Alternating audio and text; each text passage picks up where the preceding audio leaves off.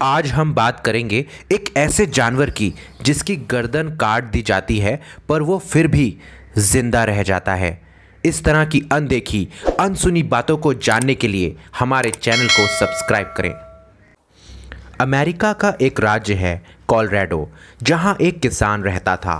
किसान का नाम था लॉयड ऑसलिन। साल 1940 की बात है।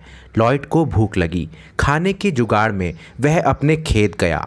वहाँ उसे एक सेहतमंद मुर्गा दिखा।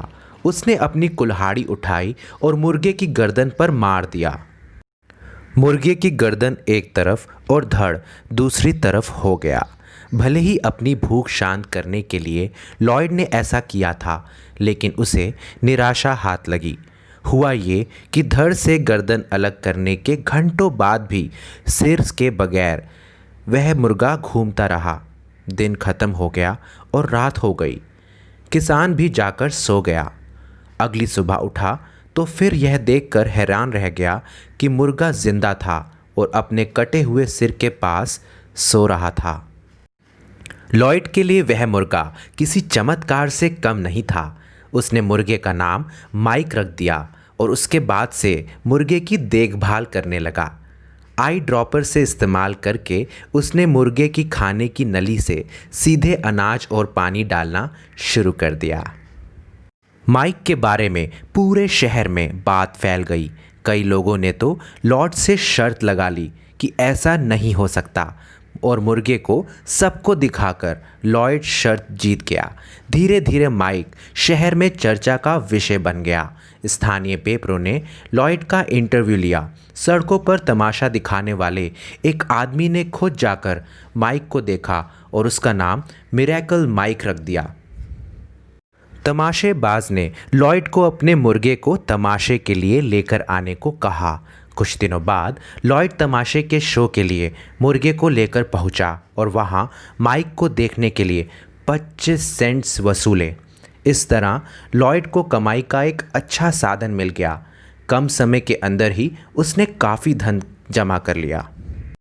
तमाशे में जाने से पहले लॉयड मुर्गे को लेकर सॉल्ट लेक सिटी में स्थित ऊटा यूनिवर्सिटी पर लेकर पहुंचा। वहां वैज्ञानिक माइक को देखकर हैरान रह गए। वैज्ञानिकों ने माइक पर कई परीक्षण किए और इस नतीजे पर पहुंचे कि सिर से दिल को पहुंचने वाली नस कुल्हाड़ी से कट नहीं पाई थी और उसमें खून जम गया। इस कारण माइक का ज़्यादा खून नहीं बहा और जिसकी वजह से वो जिंदा रह गया। वह चलता फिरता भी रहा और उसका दिमाग भी पहले की तरह ही काम करता रहा। माइक को देखकर दूसरे किसानों ने भी कुछ वैसा ही करने की सोची, लेकिन कोई फ़ायदा नहीं हुआ। कुछ किसानों ने तो लॉयड से मुर्गे की गर्दन काटने का तरीका भी पूछा, पर ऐसा पूछने पर लॉयड खुद हैरान रह जाता, क्योंकि उसने जानबूझकर तो मुर्गे की गर्दन नहीं काटी थी। लॉयड माइक को तमाशे के शो में भी लेकर जाने लगा था। एक बार कहीं जाने के सिलसिले में लॉयड फोरेंसिक के एक होटल में ठहर गया। आधी रात को लॉयड को गला जाम होने की आवाज़ सुनाई दी और उसे लगा कि वह आवाज़ माइक की है।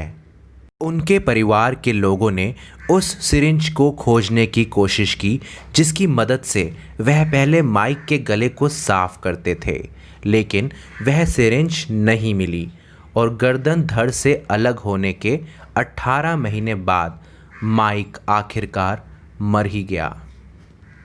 माइक की याद में कोलोराडो के फ्रूटा शहर में उसकी एक प्रतिमा बनाई गई है। वहाँ हर साल Mike the headless chicken festival भी बनाया जाता है। अगर आपके पास इस तरह की इन्फॉर्मेशन हो तो हमें कमेंट करें और वीडियो पसंद आए तो लाइक करें। धन्यवाद।